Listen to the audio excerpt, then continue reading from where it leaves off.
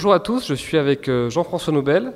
Jean-François Nobel qui a eu un parcours assez atypique et qui nous aide sur des aspects assez inhabituels dans le métier, en tout cas dont on ne parle pas beaucoup sur le blog.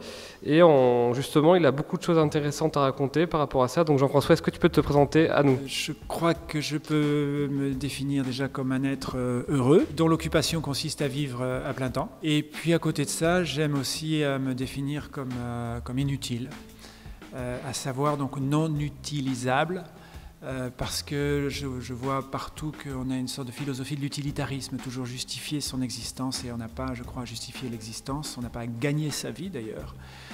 La vie, on la gagne à la naissance, et j'apprécie cette liberté de l'inutilité, ça m'amène à faire plein de choses qui me passionnent. Et puis ma foi, ça ne déplaît pas aux autres. Alors. Quel a été ton parcours pour en arriver là finalement? Comment devient-on inutile, entre guillemets? Le but ultime de la vie, l'inutilité. Alors, les choses que j'ai faites dans la vie, il y en a beaucoup. Je dirais, il y a une partie corporate, où j'ai eu la chance de faire partie de ceux qui ont contribué à Internet en France, par exemple, donc une vie d'entreprise. Mais avant, j'ai eu aussi une vie d'aventure qui m'a énormément construit, qui m'a aussi fait beaucoup mal à certains moments. Les arts martiaux ont vraiment fait partie de l'axe directeur de ma vie. Ça, j'en ai toujours fait, j'en fais toujours beaucoup. J'ai fait de la cascade aussi, j'ai eu le métier de cascadeur pendant 5 ans.